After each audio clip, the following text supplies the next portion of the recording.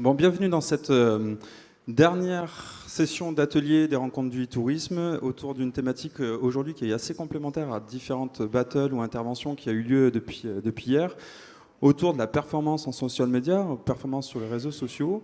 Donc plusieurs éléments, hein, vous connaissez un petit peu, enfin vous connaissez déjà pas mal, autour de l'engagement, autour de la création de contenu, du management des contenus, de la viralité, de comment impliquer un certain nombre de techniques pour réussir à être performant autour des réseaux sociaux, aller chercher du ROI, etc. Donc aujourd'hui, ce qu'on va avoir, ces éléments-là, ça crée notamment des outils qui permettent d'évaluer cette performance. Et notamment, nous avons Nicolas Dedianou qui est avec nous aujourd'hui et qui travaille dans Willac Travel, et je te laisserai la parole pour te présenter rapidement avec le baromètre qui permet de voir la performance sur les réseaux sociaux. Mais cette année, on a rajouté une petite cerise sur le gâteau, c'est que dans ces différents éléments qui construisent la performance de réseaux sociaux, il y a notamment le sujet de la stratégie d'influence, des contenus créés par les influenceurs, et l'idée de cette heure, de ces 66 minutes à passer ensemble, c'est d'avoir vraiment pour vous une vision croisée de la part de deux experts sur le sujet des réseaux sociaux, avec une approche très terre à terre. Vous voulez travailler avec les influenceurs, en gros, voilà comment ça peut se faire en termes pratico-pratiques, mais avec toujours le recul stratégique pour pas partir un peu à l'arrache, on va dire, sur ces thématiques-là. Et on va prendre après de la hauteur justement à voir dans une stratégie de contenu, dans une stratégie de social media, quels sont un petit peu les facteurs de réussite. Et on s'appuiera sur le baromètre Willac Travel pour réussir à ressortir un certain nombre d'éléments. Donc but du jeu, objectif pour nous trois, à l'issue de ces 66 minutes à passer ensemble, c'est que vous repartiez à la fois avec du pratico-pratique, mais aussi avec des éléments très tangibles de vers où il faut pousser un petit peu le curseur pour arriver à votre performance sur le social media. Nicolas, Romain, je vous laisse une première fois la parole, juste pour vous présenter en une petite minute. Oui, merci Jean-Baptiste. Donc Willac Travel, vous connaissez peut-être un petit peu l'agence, et on est ravis d'être là sur les stands et de présenter aujourd'hui, en complémentarité donc de ce que va présenter Romain, donc d'ici une demi-heure, en deuxième partie de conférence, la grande étude 2017 qui sort donc aujourd'hui. Donc c'est une présentation en exclusivité de notre baromètre annuel, notre étude annuelle des performances des destinations touristiques françaises sur les réseaux sociaux en France. Donc c'est une étude d'1 an qui est attendue chaque année, qui est un peu le clou de notre actualité annuelle et qui va être dévoilée tout à l'heure avec des chiffres, des infographies, des classements, et que vous pourrez télécharger gratuitement à la fin de la conférence. Et merci de réserver cette exclusivité à chaque fois aux rencontres du e-tourisme. Ouais. Romain, 2-3 mots sur qui tu es, pourquoi tu es là. Donc Romain Pavelec, je suis blogueur voyage depuis 2010. Mon blog c'est trip85.com, donc 85 pour l'année de naissance et pas le département. Et puis depuis 2016, je suis complètement indépendant, c'est-à-dire que je n'accepte plus aucune rémunération ou gratuité pour des collaborations. J'ai complètement arrêté. Voilà. Ok, donc un parti pris, on aura l'occasion d'en parler. Donc 2 étapes à cette conférence. D'abord Romain qui reviendra sur un peu la méthodologie qu'il propose pour vous orienter sur ce travail avec les influenceurs, et pas tous. Et donc Nicolas avec l'étude d'exclusivité. Mais donc 2-3 questions pour se mettre dans le bain aussi, le temps que tout le monde s'installe. 2-3 questions de lancement. C'est déjà pour vous autour de la stratégie social media ou stratégie de contenu aussi. Vous le prenez par le biais que vous le souhaitez. Quels sont chacun de vous les 2 impondérables? Qu'est-ce qui aujourd'hui qui bastonne pour être assez performant sur ça? Il y en a un peu si plus, on en retient ouais, deux. il y en a un Si peu plus que 2, mais il y a potentiellement trois piliers. Hein. C'est d'abord avoir une stratégie d'équipe, une stratégie organisationnelle, une vision de la communication digitale. Donc c'est se poser les bonnes questions sur qui on est et comment on veut communiquer et comment on se met en route vers le social media et où on progresse vers le social media. Il y avait un vieux proverbe qui est un peu galvaudé aujourd'hui, mais qui disait on ne fait pas du 2.0 avec une équipe 1.0. Donc c'est un des premiers piliers. Le deuxième, c'est bien sûr une stratégie de contenu Il y a un autre proverbe qui dit que sans contenu, vous êtes nu. Cette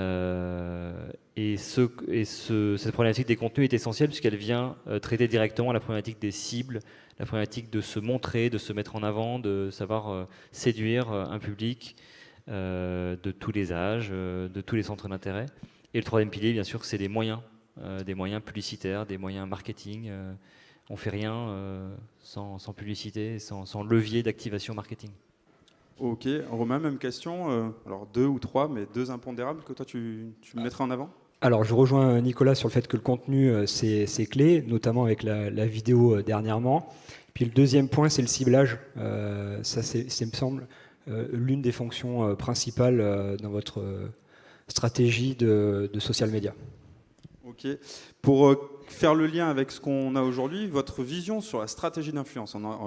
Cette année, il y en a eu des battles, des ateliers, des exemples à revendre. On en a encore eu un exemple dans les 15 minutes chrono aussi. Votre vision à vous, en tant que professionnel, par rapport à comment vous travaillez aussi sur le terrain, du coup, votre relation avec vos clients, vos cibles, comment vous le percevez aujourd'hui? C'est mûr, c'est pas mûr, c'est pas du fake, mais il y a beaucoup de choses autour. En élément, votre vision un peu? Alors pour moi, on arrive quand même, on est toujours sur une phase de progression, mais on commence à atteindre une certaine maturité. Pour moi, la stratégie ou le marketing d'influence n'aura d'avenir que si on arrive à garder l'authenticité du contenu. Ça me paraît essentiel. Ok, donc très tourné authenticité, donner de la valeur à cette stratégie d'influence. Nicolas? Comment on peut résumer le marketing d'influence? Il peut commencer par le très vieux bouche à oreille en fait. Le marketing d'influence, c'est d'abord des micro-influenceurs et c'est d'abord vos fans, vos touristes, vos clients qui sont les premiers recommandeurs, excusez-moi du terme, mais les premiers à pouvoir recommander votre destination, votre offre, et c'est eux qui sont sur la masse pourvoyeurs de nouveaux clients, de nouvelles opportunités pour vous. Et évidemment qu'après, on peut amplifier en fait, cette recommandation. Donc on peut l'amplifier en s'appuyant sur des gens qui sont plus connus, qui sont des influenceurs, des blogueurs, des producteurs de contenu, qui peuvent être des VIP aussi, il y a des ambassadeurs de destination, des gens très connus, des célébrités. Mais la stratégie est la même en fait, c'est sur le micro comme sur le macro, on essaye de faire dire par d'autres gens que notre territoire, que notre destination est chouette. Et souvent, il faut leur donner les armes pour le faire. Et ces armes, c'est quoi? C'est les contenus. Quand on est chauvin et qu'on aime sa destination, si on voit passer une super vidéo sous son nez de cette destination et qu'on l'aime, forcément, on va absolument pas pouvoir s'empêcher de la partager. Et justement, enfin, partage, on refait la boucle autour de la performance réseaux sociaux. En un mot, l'impact aujourd'hui, est-ce que vous savez le mesurer sur les stratégies d'influence? Est-ce qu'au doigt mouillé, on dit qu'elle est bonne, pas bonne? Il commence à y avoir du tracking. Alors pour parler très très concrètement, il commence à y avoir du tracking, par exemple d'articles de blog ou de campagnes influenceurs avec de la vente derrière. Donc aujourd'hui, il y a des marques qui font, notamment hors tourisme, des marques de montres, Daniel Wellington, etc., qui avait fait une stratégie 100% Instagram pour se lancer sur le marché français, le marché européen. Donc typiquement, oui, ça marche. Ils sont arrivés, ils ont mis 1 million sur la table pour toucher les plus gros influenceurs européens. Et toutes leurs ventes se sont faites grâce à ça. Donc ça, oui, ça marche et il y a du tracking derrière. Après, la mesure de ce tracking, elle peut être faite, la mesure de cet impact peut être faite par du tracking classique, par des systèmes de Net Promoter Score, etc. Enfin, il y a pas mal d'études de réputation, de top of mind qui peuvent mesurer l'avant-après campagne. Ok, donc on commence à le mesurer, quoi. On commence à avoir des bons retours sur ça. Et de toute façon, les réseaux sociaux permettent de vendre. Clairement aujourd'hui, nous on remplit des avions aujourd'hui pour des compagnies aériennes grâce à Facebook. Ok. Romain, ta vision toi sur l'impact en 30 secondes avant d'enchaîner? Je pense que je rejoins assez Nicolas sur le sujet. Ce qui me semble important, c'est que ok, vous allez faire venir les blogueurs ou les influenceurs sur votre marque, mais ça suffit pas. Pour avoir une vision long terme, il faut continuer à animer vos réseaux sociaux, même en dehors des campagnes de promotion. Voilà. Ok.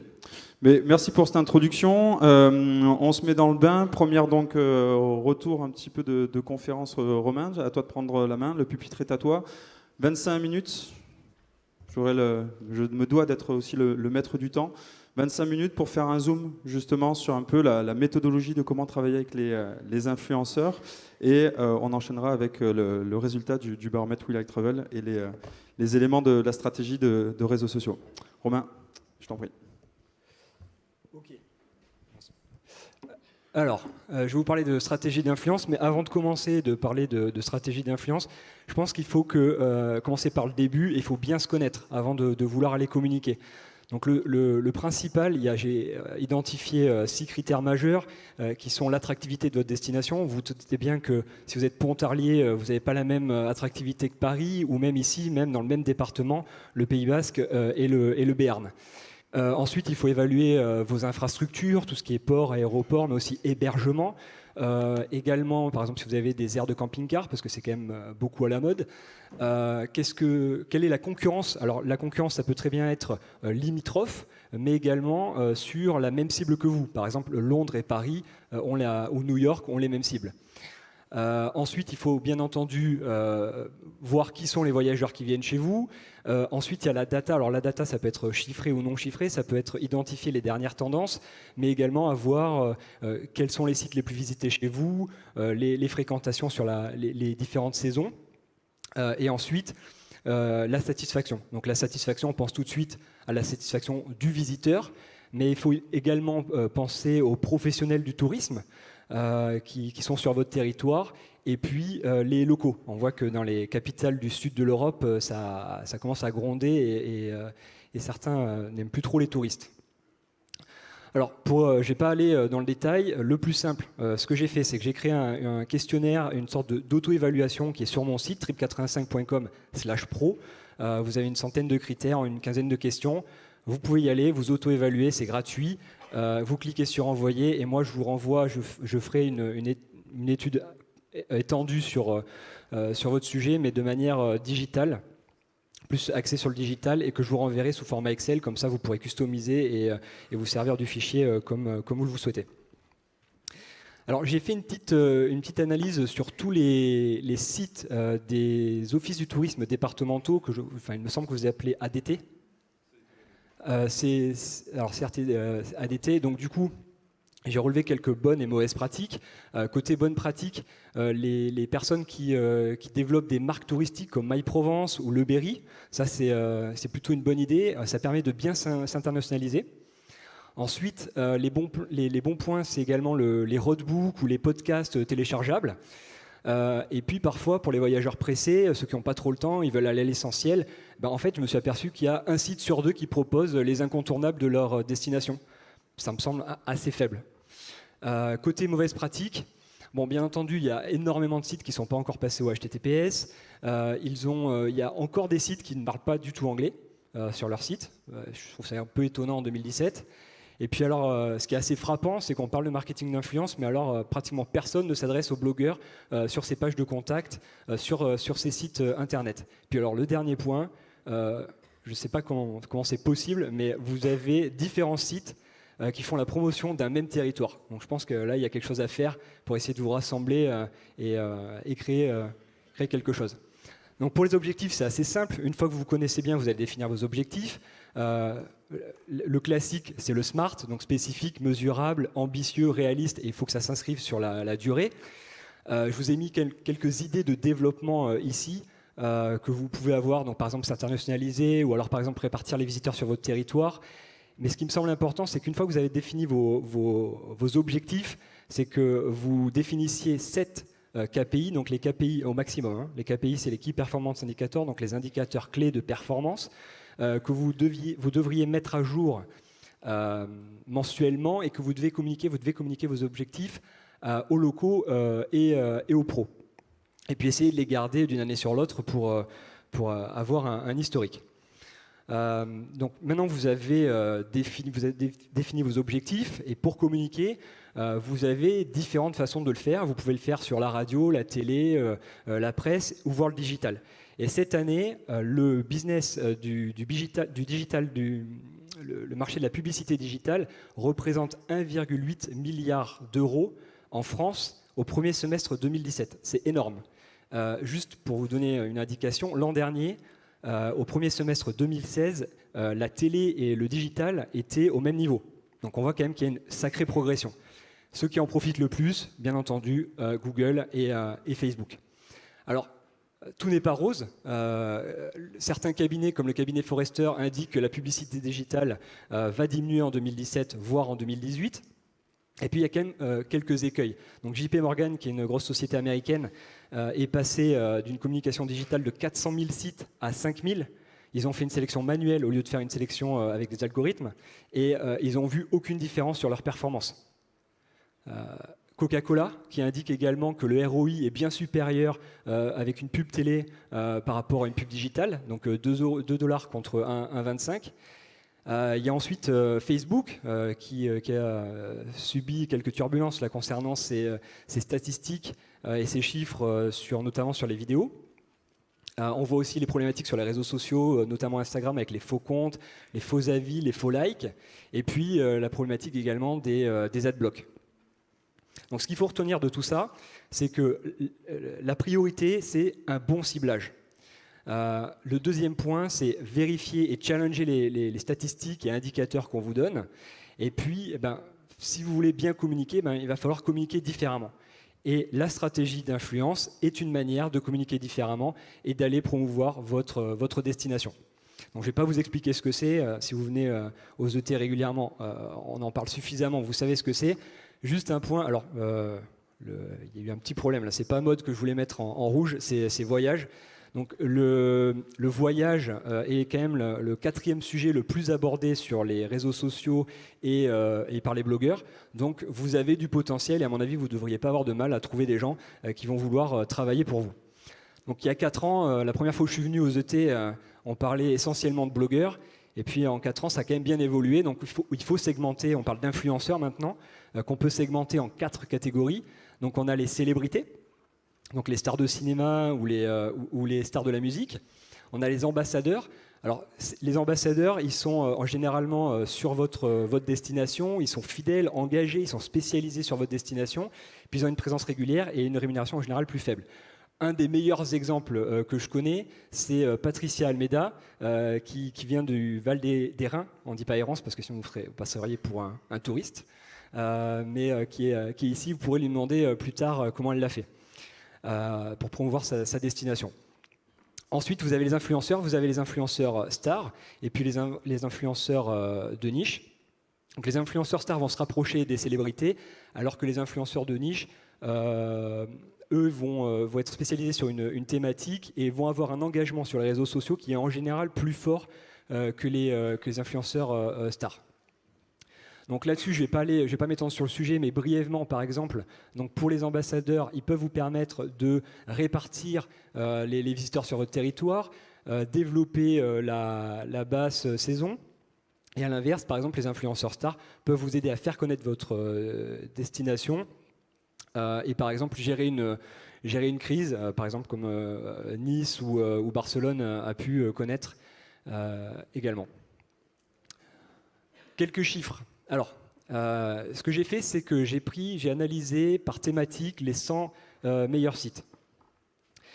Et donc pour les blogs voyage francophones, on arrive à peu près à 34 000 visites mensuelles. Et en fait, on s'aperçoit que le voyage est le plus petit. Donc il y a par exemple le culinaire qui vient juste après, avec 3 fois plus de visites mensuelles, et puis après le lifestyle, et puis alors les blogs voyages internationaux anglophones, sont carrément à d'autres niveaux. Bon, il faut quand même relativiser, le guide du routard est à 10 millions de visites par mois. Donc le message derrière tout ça, c'est il faut diversifier, ne pas forcément travailler que avec des blogueurs voyage parce que votre thématique est voyage. Et puis le deuxième point, penser à l'international.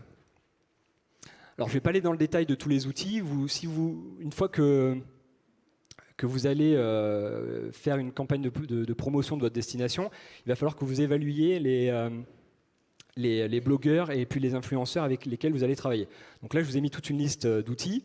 Vous avez également les classements. Donc j'ai fait un classement sur les blogueurs voyage francophones qui est assez précis, que vous pouvez retrouver sur mon site gratuitement, vous pouvez tout télécharger. Et puis même tous les autres classements que j'ai mis sur mon site. Ce que je vous conseille, la méthode à suivre, c'est une fois que vous avez sélectionné un panel, vous lisez les blogs, vous vous informez sur ce qu'ils font, vous vérifiez leur pérennité, régularité, vous regardez leur taux d'engagement sur les réseaux sociaux, voire même vous allez demander aux anciennes personnes qui ont fait des campagnes avec eux comment ça s'est passé. Mais ce qui me semble important, c'est bien vérifier que la cible match avec la vôtre. Ça, c'est primordial. Donc là, vous dites, oula, ça fait quand même pas mal de boulot, donc finalement, est-ce que je ne ferai pas appel à une agence de communication? Donc ceux qui vont vous dire, moi je suis pour, parce que les agences de communication ont la connaissance du secteur, ils savent qui sont les bons, qui sont les mauvais, ils savent éviter les pièges. Puis finalement, moi j'ai pas le temps, je préfère l'externaliser, je vais donner cette fonction à l'agence de communication. Et puis il y a également Pardon ? C'est une bonne idée. Également le coût. Alors, il y a également le coût. Le coût, par exemple, si vous plantez votre ciblage, par exemple, tout votre investissement est perdu. Donc, l'agence de communication peut vous aider à améliorer votre ROI ou même voire vous garantir un ROI. Moi, ce que je vous recommanderais d'ailleurs, c'est de négocier une obligation de résultat avec les agences de communication. Enfin, il y a côté ceux qui sont contre, et forcément ceux qui font le job, c'est les influenceurs. Donc il y a un intermédiaire qui se rajoute, qui est l'agence de communication, et donc du coup, elle prend sa com, c'est normal. Donc finalement, ça peut aussi coûter plus cher que passer en direct. Autre point, les influenceurs et les blogueurs préfèrent travailler en direct avec les annonceurs. Et puis, moi j'ai cherché vite fait sur Google des agences, mais alors en fait, il y en a presque autant que les blogueurs.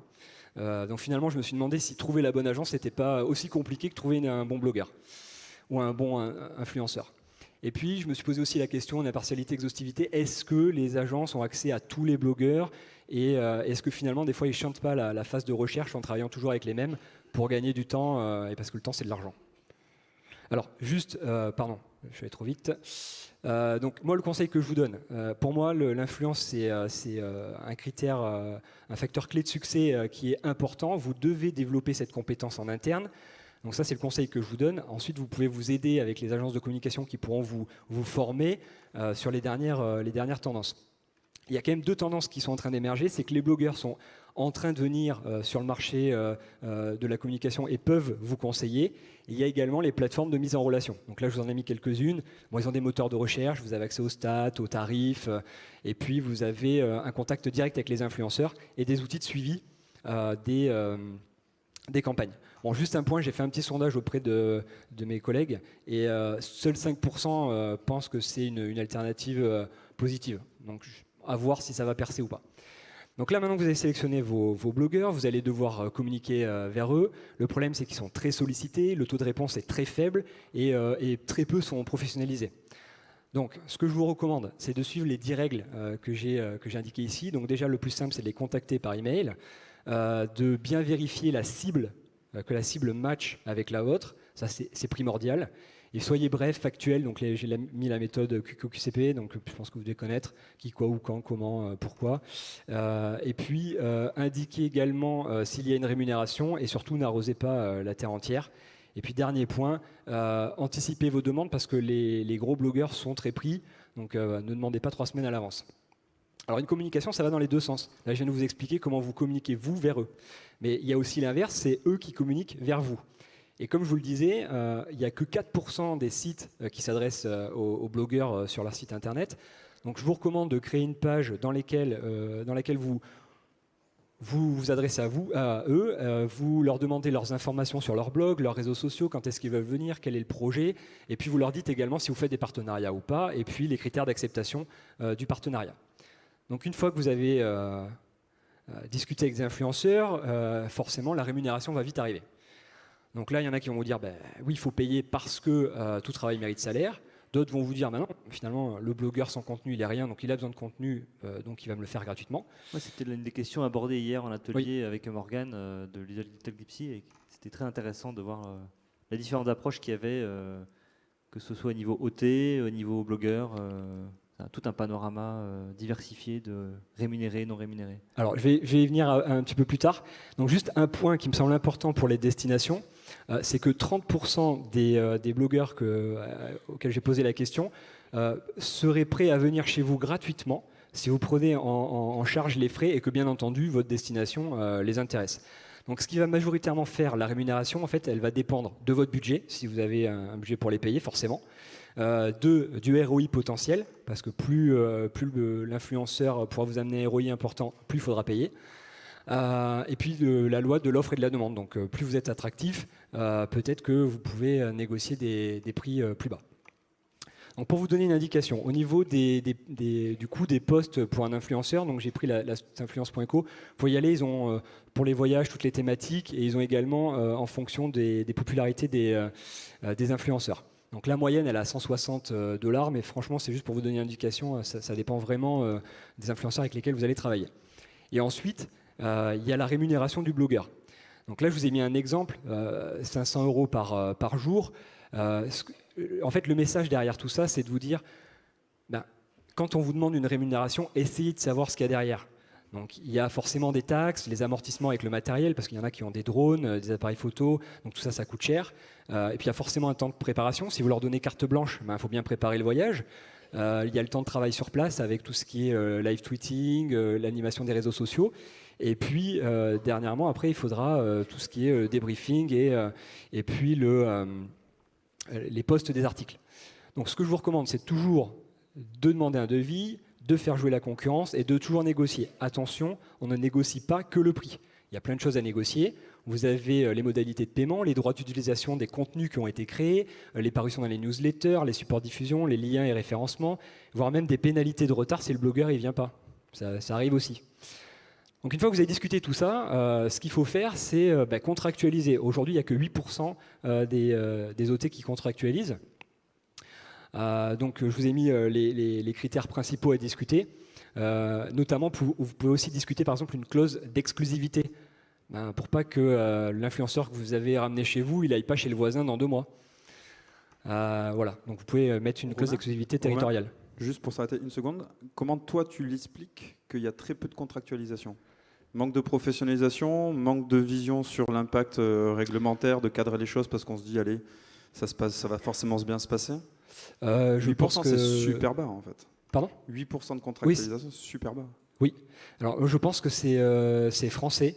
Et je pense que ça vous éviterait pas mal de problèmes par la suite, parce que en fait, si vous discutez pas dès le départ de tous ces critères-là, vous pouvez avoir des problèmes par la suite. Et je vois, parce qu'on est sur des pages privées entre blogueurs, et je vois des choses qui passent. En fait, c'est juste un problème de communication. Je pense que les OT n'ont pas voulu mal faire et les blogueurs non plus, mais étant donné que ça n'a pas été discuté, il y a eu une incompréhension. Ok, on te laisse enchaîner. Alors, juste travailler avec les blogueurs. Du coup, c'est un peu particulier. Juste 2 points sur lesquels je voulais vous alerter. Donc déjà, moi, ce que je vous recommande, c'est de donner une totale liberté aux blogueurs avec lesquels vous travaillez. Si vous travaillez avec des professionnels qui ont plusieurs années derrière eux, que vous vérifiez leur dernière campagne d'influence, vous voyez que ça se passe bien, que c'est qualitatif, allez-y, donnez leur carte blanche avec un budget. Et puis le deuxième point qui est hyper important, qui agace les influenceurs, c'est ne récupérez pas leur contenu pour que ça soit fait de votre côté. Enfin, que vous mettiez sur vos réseaux sociaux pour dynamiser vos réseaux sociaux. Ça a le don de les agacer. Bon, les influenceurs, juste un petit point, c'est que je ne sais pas si vous pensez à leur demander un feedback. C'est des gens qui voyagent beaucoup dans le monde entier, donc demandez-leur ce qu'ils ont pensé de votre destination. Ils ont en général un œil assez expert sur le sujet. Alors, le ROI, souvent c'est très marrant parce qu'on termine la campagne de ROI, la campagne de communication, puis on pose la question alors est-ce que vous avez eu un bon ROI ? Ah bah oui, j'ai fait 2 millions de vues. Oui, enfin super, sauf que 2 millions de vues, c'est pas ce qui va ramener des caisses de l'argent dans les caisses de votre destination. Donc ça, c'est ce qu'on appelle un ROAS, un Return on Ad Spend. Le vrai ROI, c'est l'augmentation de votre fréquentation sur votre territoire ou l'augmentation des dépenses des visiteurs sur votre territoire. Au niveau de l'éthique, je vous ai mis les règles sur le côté, un copier-coller des lois avec les liens. Ce qui me semble important, c'est que vous devez participer à la transparence et à l'éthique avec les influenceurs. Donc vérifiez bien, demandez-leur d'appliquer les règles, vérifiez bien qu'ils les appliquent après. Et ça me semble essentiel, c'est bénéfique pour les deux parties. Faites attention également au bad buzz. Donc, il y a Eduardo Martins qui a fait la une il n'y a pas si longtemps. En fait, c'était un faux photographe qui piquait les photos à droite à gauche. Il y a eu des bad buzz avec Ryan, le sac à dos. Évitez également de trop communiquer sur une destination. Et puis, il y a aussi le phénomène des trolls. En fait, c'est simple, ne leur répondez pas, tout simplement. Donc, le dernier point que je voulais aborder avec vous, c'est finalement que vous pourriez être vos propres influenceurs ou ambassadeurs de votre destination. Donc pour ça, pourquoi vous pourriez le devenir? Déjà pour améliorer votre référencement, lancer votre blog, créer du contenu pour vos réseaux sociaux, et puis parce qu'on a vu également que vous aviez, alors ça se voit pas très bien, mais vous avez quand même un bon potentiel, je vais vous montrer d'autres chiffres. Et puis vous connaissez votre destination, vous pouvez maîtriser le message de A à Z, et puis vous avez une présence annuelle sur votre destination. Donc là il y a des exemples dont notamment les Landes, c'est Jean-Baptiste qui me les a donnés. Je trouvais intéressant ce qu'a fait les Landes parce qu'ils ont séparé le blog du site institutionnel. Et ça me semble primordial. Après, vous avez d'autres exemples. Ce qu'il faut également, c'est vous identifier, vous présenter sur vos blogs, et puis surtout adopter les codes du blogging, d'accord, le jeu, et puis les fréquences d'écriture, tout le style. Donc là, c'est les statistiques des 100 meilleurs sites d'office du tourisme départementaux, et puis VS les 100 meilleurs blogs voyage. Donc vous voyez que vous êtes plutôt pas mal, sauf sur Instagram. Dernier point, donc du coup, si vous voulez aller sur vous lancer dans l'influence, ce qu'il faut faire, c'est motiver les professionnels du tourisme de votre territoire, les locaux et aussi les visiteurs qui viennent chez vous pour les transformer en ambassadeurs. Ensuite, servez-vous également des réseaux sociaux pour gérer la relation client, par exemple avec Twitter, ou développer votre marque. Mais ce qui est primordial, c'est que vous ayez des objectifs chiffrés. En fait, on voit que c'est quasiment jamais mis en place avant une campagne. Et puis, comme je vous le disais, définir une stratégie avec des objectifs SMART. Voilà. Merci beaucoup. Et puis, je vous donne rendez-vous en janvier 2018 sur trip85.com pour le nouveau classement 2018 des meilleurs blogs voyage. Voilà. Merci. Merci Romain, c'était bien fourni. Toutes les slides là qui ont été présentées, Romain, on en a notamment enlevé pour la conférence, mais sur SlideShare, vous avez vraiment beaucoup plus d'éléments. Vous avez vu, il y a pas mal de lectures pour reprendre les différents points un à un. Il y a une slide sur laquelle tu es passé très vite et je trouve que ça serait très intéressant d'y revenir. C'est notamment sur la prise de contact avec les blogueurs où il y a un taux de réponse de 28%. Il y avait d'autres chiffres à côté qui est assez pertinent pour se mettre dans la peau du blogueur qui devient le futur client, enfin le futur partenaire, de voir par quel canal réussir à le contacter et travailler avec lui. Merci beaucoup en tout cas Romain. Nicolas, on enchaîne avec un mix un petit peu dans le même ton que le bar à cocktail d'hier, mixer un ensemble de résultats du baromètre annuel We Like Travel avec des tendances clés, des clés de réussite. Des bonnes pratiques sur les réseaux sociaux des destinations. Hier. Je laisse la parole. Je me rappelle de rien. Si. Allez, on y va. Merci à tous ceux qui étaient là hier. En tout cas, il ne reste rien de tout le stock. 1400 verres servis. Bravo. On va parler de data et continuer à parler de data en sortant du bar et en allant aussi sur du social media. Donc c'est un grand plaisir, un travail de toute une équipe de vous présenter aujourd'hui les résultats de vos performances des destinations touristiques françaises sur les réseaux sociaux en 2017, qui sont basés sur 3 réseaux sociaux, 4 réseaux sociaux, sur des indicateurs de performance quanti, quali, et bien sûr sur un panorama également qui fait que vous évoluez dans un écosystème assez connu, mais qui mérite d'être mis à jour avec les données médiamétrie, avec les données des réseaux sociaux eux-mêmes, qui montrent bien la cartographie aujourd'hui de l'audience en France. C'est bien l'audience en nombre de visiteurs, je vais venir après aux stats sur les nombres d'utilisateurs, mais en termes d'audience, on est donc à des ordres de grandeur que vous avez sous les yeux, mais à des croissances également qui font la part belle aujourd'hui à 2 réseaux sociaux prioritaires que sont pour les destinations Facebook et Instagram. D'ailleurs, si on constate le panorama mondial du nombre d'utilisateurs actifs par mois, c'est bien Facebook avec 2 milliards d'utilisateurs dans le monde qui domine largement la planète. Et vous ajoutez à ça Messenger, WhatsApp et Instagram qui appartiennent également à Facebook. Vous avez une galaxie idéale pour tout marketeur. Facebook, en France, c'est 33 millions d'utilisateurs chaque mois. Et c'est un Français sur 3 chaque jour, avec entre 45 et 60 minutes passées par personne par jour, par utilisateur actif, dont 40% sur mobile uniquement. Uniquement, c'est-à-dire 40% des utilisateurs de Facebook ne l'utilisent jamais depuis un ordinateur. Ce qui, forcément, doit vous faire réfléchir sur la stratégie des contenus et la manière de parler et de consommer vos posts et vos publications sur un téléphone. La moitié a 35 ans et plus, la moitié des utilisateurs de Facebook en France, ce qui montre bien également que Facebook, ce n'est pas un réseau social de jeunes, c'est même plutôt devenu un réseau social non pas de vieux, mais de moins jeunes.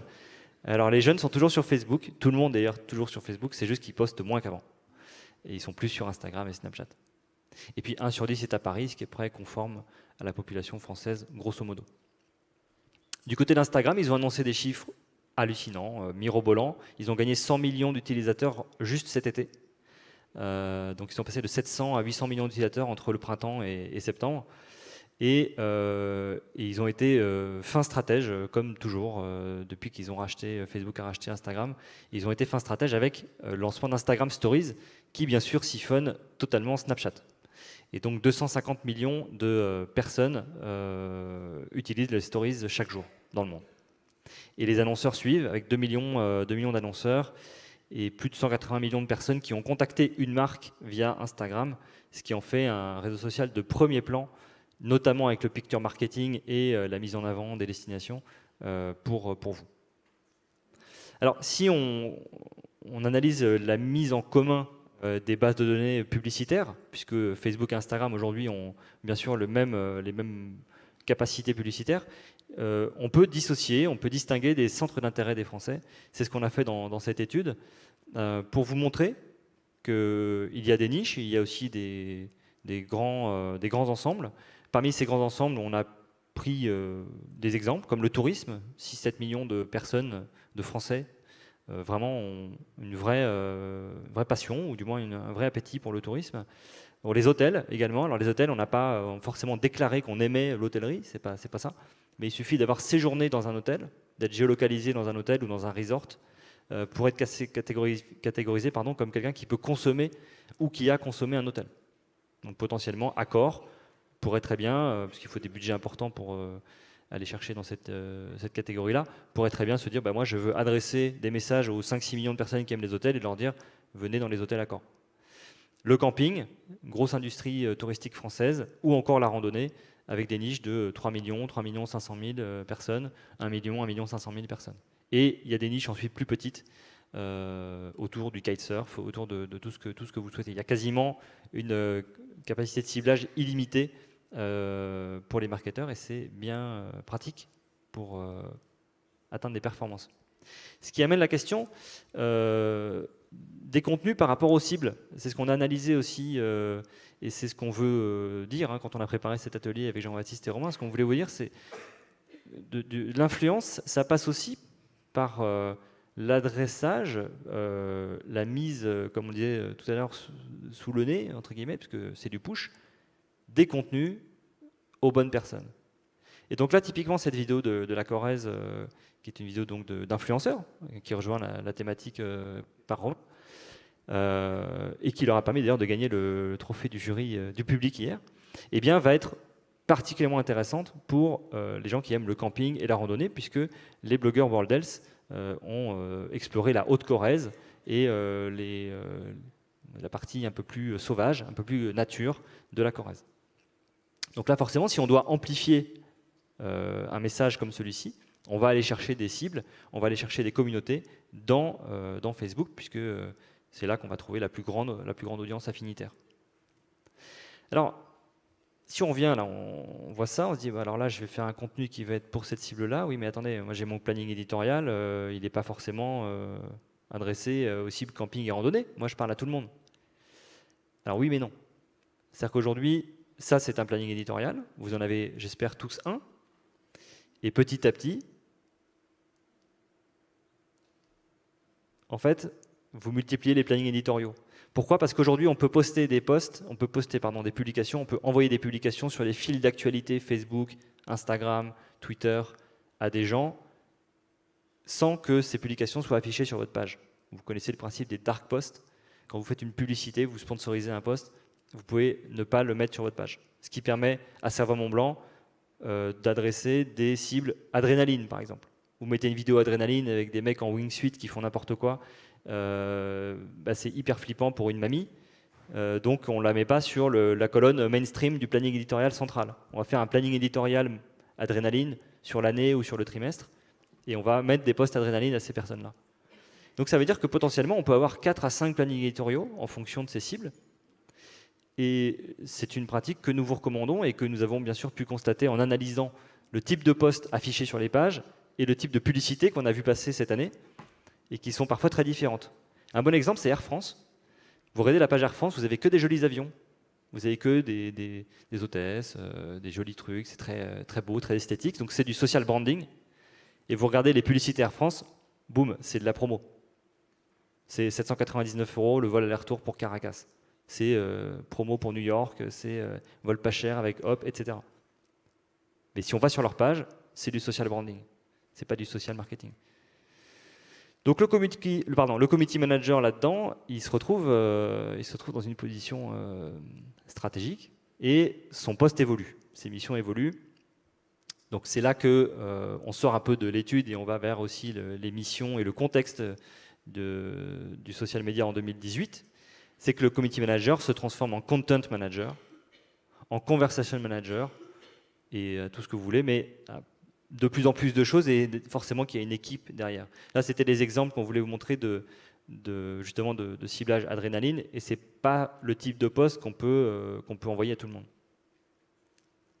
Mais sont aussi des formats assez innovants avec du GIF, avec de la vidéo en boucle qui ont été étudiés, qui ont été analysés dans cette étude. Alors sur la France, là c'est pas la France, mais qui nous ont permis aussi d'analyser non pas que le quanti, mais aussi la qualité des publications, la variété, la diversité des formats et la créativité des community managers et des équipes marketing des destinations.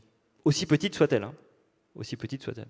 Une équipe marketing destination, ça peut être une personne à l'office de tourisme de Dinan, par exemple, qui est là, mais d'autres qui font des choses très bien. Alors voilà un exemple de l'adaptation du community manager à un format. J'ai des gens qui ont un téléphone vertical, il va falloir que je fasse un truc vertical.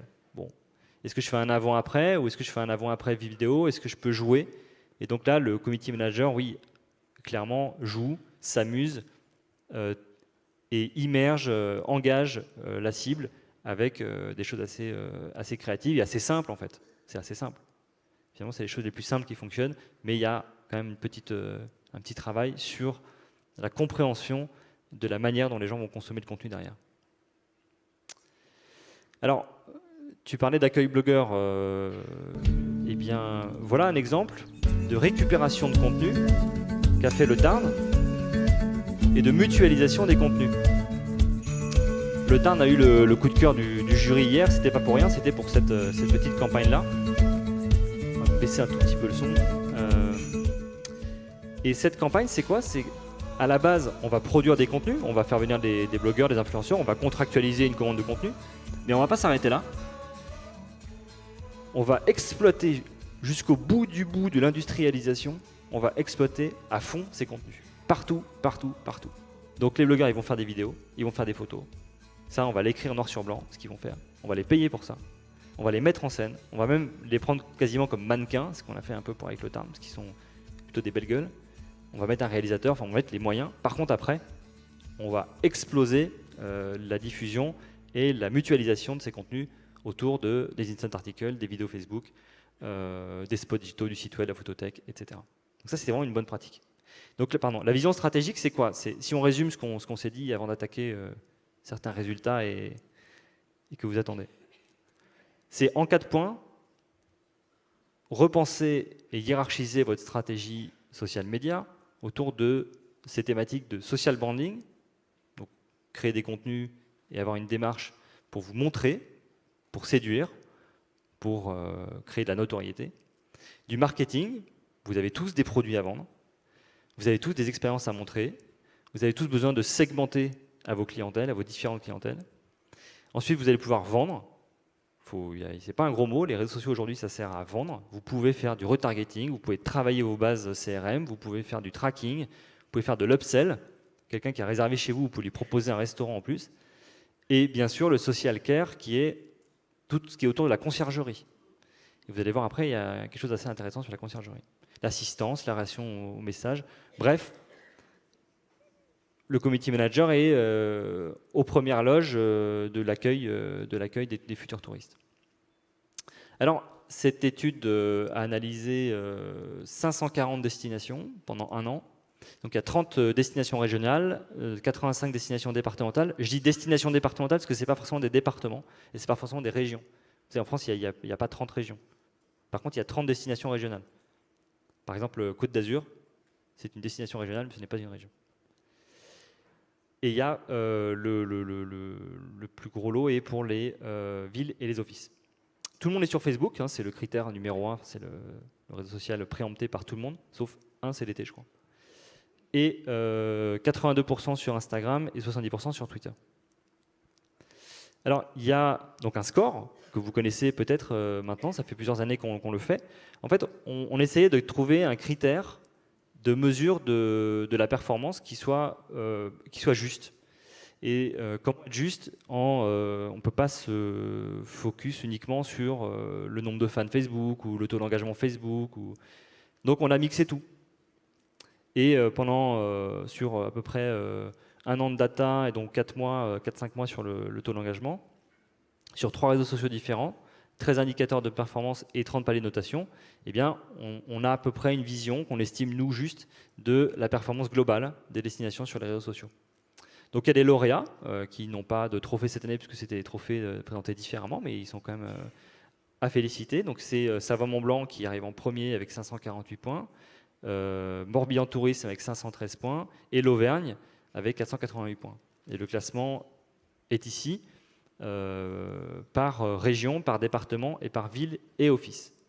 Donc là, c'est un peu l'exclu de l'année.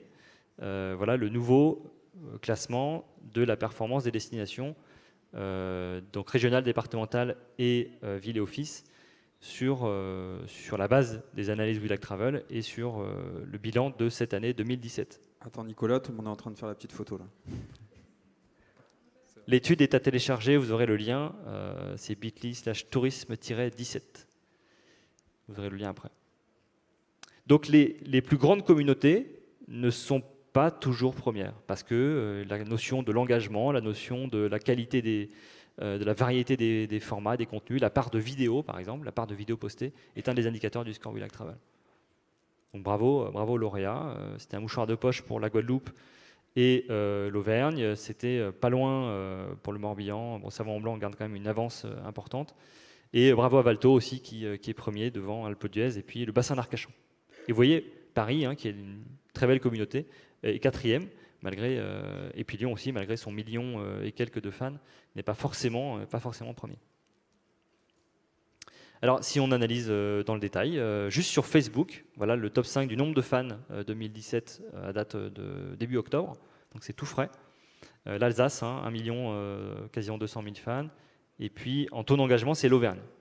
Donc, vous voyez que le taux d'engagement préfigure souvent quand même de très bons scores We Like Travel, puisque c'est un critère assez important. Quand on a une grosse communauté et un gros taux d'engagement, souvent, on arrive assez haut dans les baromètres.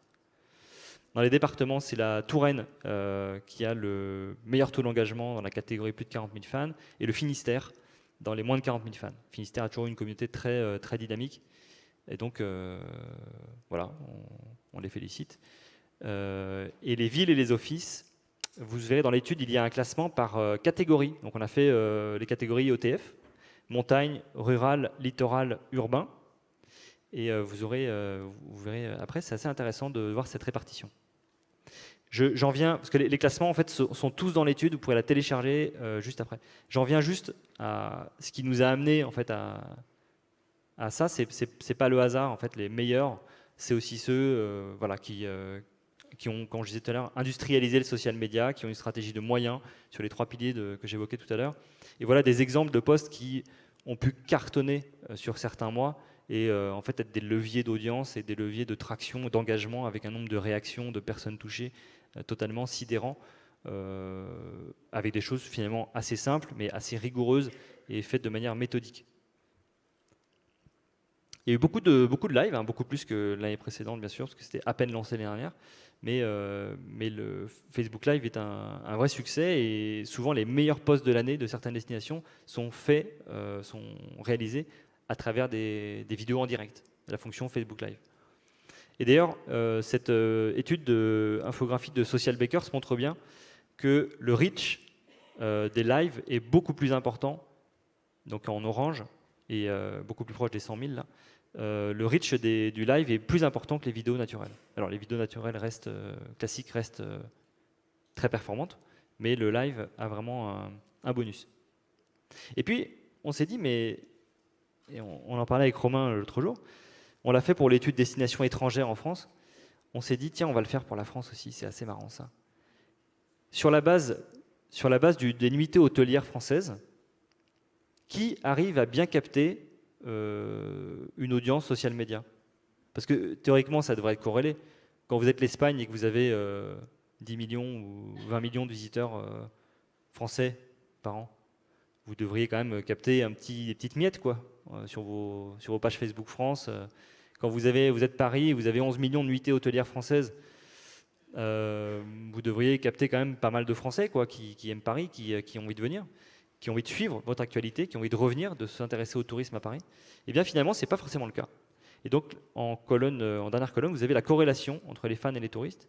Et il se trouve que bien souvent, beaucoup de destinations à forte fréquentation hôtelière et touristique n'arrivent pas ou ne font pas les efforts pour capter correctement les flux touristiques et les transformer en flux affinitaires et en fans, abonnés sur leur communauté. C'est dommage parce qu'en fait, quand vous avez un touriste sur votre territoire, c'est hyper facile de lui dire bah, tiens, suis-moi, reviens l'année prochaine, deviens fan de mes réseaux sociaux. Et il y a également une notion d'internationalisation très importante dans la performance, qui est qu'il y a beaucoup de pages mal ciblées. Quand vous avez une taille importante, mais pas forcément, on a des exemples aujourd'hui d'offices de tourisme qui décident parce qu'ils ont beaucoup de touristes britanniques ou hollandais, par exemple, de créer une page Facebook hollandaise ou une page Facebook britannique pour ne pas mélanger les deux. Pourquoi? Parce que en fait, quand vous mélangez les deux, ben, ça donne ça. Si vous mélangez des Mexicains, des Polonais et des Russes sur la même page, ça ne fonctionne pas en fait. Ils ne parlent pas la même langue que vous, ça ne peut pas marcher. Et même des francophones éloignés, si on met des Québécois sur une page d'un office de tourisme français, ça peut ne pas marcher non plus, même s'ils parlent la langue. En tout cas, la part de fans français, lorsqu'elle est très élevée, amène un engagement meilleur. C'est tout à fait normal, puisque la barrière de la langue est problématique. Donc il y a l'exemple de Ting, par exemple, qui vient de lancer sa page Facebook sur le marché UK, parce qu'ils avaient énormément de fans UK sur leur page France, et qu'ils étaient obligés de faire le grand écart pour faire des posts un peu en anglais, un peu en français, etc. Donc c'est un peu le bazar. Et là, c'est très clair. Donc, parmi quelques exemples, hein, mais à droite, vous voyez le top 5 des destinations qui ont choisi de parler dans la langue qu'ils veulent cibler, auprès des marchés qu'ils veulent cibler. Donc il y a Ouest de Francia, qui est une page qui existe depuis très longtemps, qui est la réunion de 3 CRT. Welcome to Dordogne Valley, qui est la réunion de plusieurs CDT et plusieurs OT de la vallée de la Dordogne, et qui ont des communautés qui sont quand même relativement fortes. Hein. Et Savoie-Mont-Blanc, qui a sa page Grande-Bretagne, la Normandie également, et Loire-Château. Donc c'est plutôt des CRT, mais pas uniquement. On a vraiment cuisiné un peu les destinations. Que celles qui en ont été les victimes nous excusent. On a fait un petit jeu. On est allé envoyer des messages privés aux destinations pour voir si elles répondaient vite. C'est pas sympa. Hein. On a pris 40 destinations, puis on leur a envoyé plusieurs messages comme ça à plusieurs heures différentes en disant on fait un test, coucou, est-ce que vous êtes là? On leur a dit, c'est pour une étude, etc. Donc 40 destinations, et voilà les résultats. On ne pouvait pas interroger plus, puis il y a une limite aussi à envoyer ce type de message, donc c'est pas scientifique, mais c'est assez édifiant quand même. Il y a la moitié des destinations qui a répondu après 24 heures. Je parle en jour ouvré, hein, qui a répondu après 24 heures. Et là, il y a un problème. Parce que c'était pas que des petites destinations. C'était pas mal des petites destinations, c'était pas que des petites. Et après 24 heures, ça veut dire qu'en fait, le touriste, il a complètement zappé qu'il vous a contacté, quoi. Et vous n'avez pas du tout répondu à sa demande. Et grosso modo, il est peut-être allé chercher son avis sur TripAdvisor ou sur Booking, donc vous l'avez perdu. Et c'est hyper dommage. Il y a quand même 11 destinations, donc plus d'un quart, qui ont répondu dans les 30 minutes. Et ça, chapeau, bravo. Et je dirais même que dans les 3 heures, c'est tout à fait acceptable. Et même dans les 8 heures, on va dire que c'est quand même pas trop mal. Mais dans les 24 heures, ça devrait être le critère commun à tout le monde. Répondre dans les moins de 24 heures, c'est même pas un objectif très élevé que de se le dire. Alors sur Instagram, et on a presque terminé, quelle heure est-il? 15 heures. Voilà les classements des plus gros comptes Instagram français. Forcément, vous le savez, le sujet Paris est le plus populaire sur Instagram, de très très loin, quasiment dans le monde, dans le tourisme, dans le monde entier. Paris est le sujet, la love brand rêvée sur Instagram. Et donc, du coup, les deux organisations en charge de la promotion de Paris en France, qui sont le CRT et l'Office de tourisme, arrivent tout à fait logiquement en tête de ce classement, avec des taux d'engagement pas trop élevés, mais pas trop mauvais non plus. Et citons quand même la très forte croissance, en fait. Instagram et les destinations sur Instagram qui sont dans ce classement ont gagné, pour certaines, des dizaines de milliers d'abonnés en un an. Donc les hashtags les plus populaires, hein, Paris je t'aime, qui est un hashtag qu'on avait créé en 2011, c'est plutôt satisfaisant, c'est-à-dire qu'il y a 2 200 000 publications qui ont le hashtag Paris je t'aime. Alors c'est pas Mont Lyon, là c'est Only Lyon en dessous. Il y a Visite Paris et puis Val Thorens qui a quand même Chavigny et Val Thorens, donc la montagne aussi. Et vous voyez toute cette dimension de l'esthétisme qui se ressent dans les hashtags également. Voilà, on a fait des petites sélections de postes, hein, Bordeaux, Savoie-Mont-Blanc et puis La Réunion, qui ont utilisé des photos un peu écrin, mais avec quand même un peu d'humain, avec du drone, avec de la retouche photo. Donc on est clairement en mode magazine, et c'est aussi pour ça qu'Instagram a lancé les Instagram Stories. C'est pour garder le côté magazine, le côté hyper séduisant, hyper travaillé de la photo, ce qu'on appelle un peu le picture marketing d'Instagram sur le flux principal, et les stories.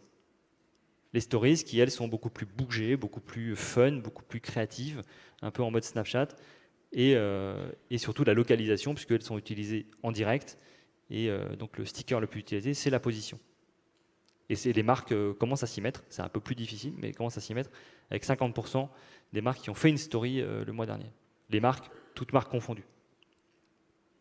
Voilà des exemples de stories, donc Menton, Maille Provence, Valto encore. Valto qui a été un des premiers à utiliser le sondage en stories, donc on peut fondu ou raclette, la Tour Eiffel ou Montmartre, voilà, vous pouvez jouer. Et encore une fois, l'entertainment, la gamification sont des termes qui continueront indéfiniment à être les leviers de croissance, vos meilleurs leviers de croissance et d'engagement sur les réseaux sociaux. C'est le plaisir, le plaisir, le plaisir.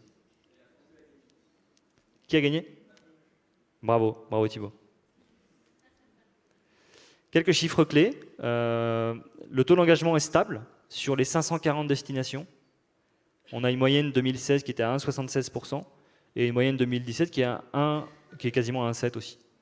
Donc vous voyez, la chute de l'engagement sur Instagram, elle est non, entre guillemets, elle n'existe pas. Alors après, il y a eu de la publicité, il y a eu des budgets, il y a eu des actions, mais grosso modo, on peut aujourd'hui avoir encore une portée organique, c'est-à-dire naturelle, non payée, énorme grâce à Facebook, et donc le taux d'engagement ne bouge pas tellement. Nombre de fans en moyenne, donc 150 000 fans pour les régions, par région en moyenne, 46 000 pour les départements et 23 000 pour les villes et les offices. Donc la question se pose en fait d'être au-dessus, en dessous, etc. Ce sont des moyennes. On peut dire quand même que, pour revenir au flux touristique, Quand vous avez 500 000, 1 million, 2 millions de touristes par an sur votre territoire, c'est dommage d'avoir 10 000 fans, quoi.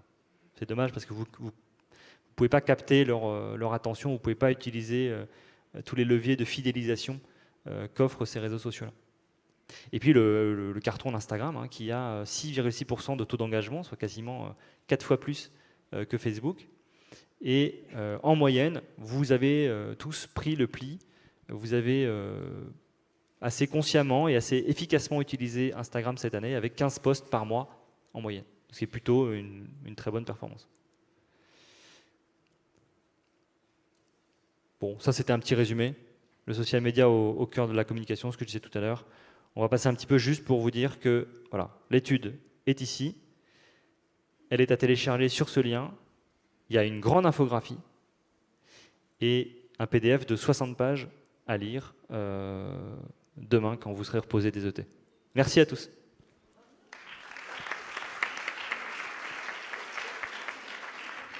Merci beaucoup Nicolas. Ça nous permet de faire un tour complet. Je rebondis juste sur une question.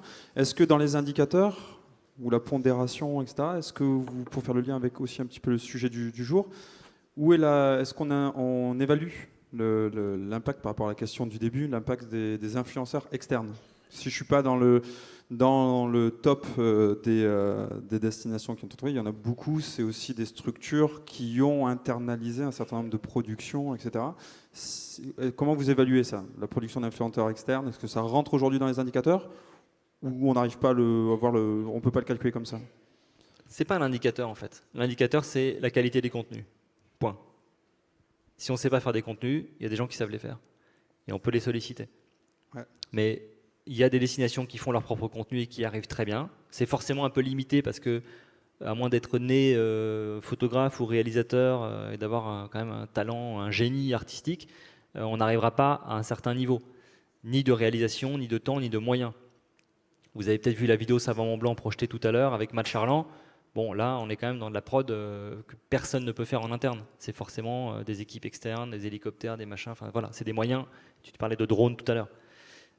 Donc, des OT, Valto, d'autres, se sont équipés massivement en matériel, font des productions de contenu de très très bonne qualité, utilisent du drone, du réflexe, etc. Mais voilà, ça prend un temps fou. Il faut internaliser cette compétence à minima pour couvrir de l'événementiel, je dirais, entre deux. Mais le résultat final, quand on ramasse les copies, c'est la qualité des contenus.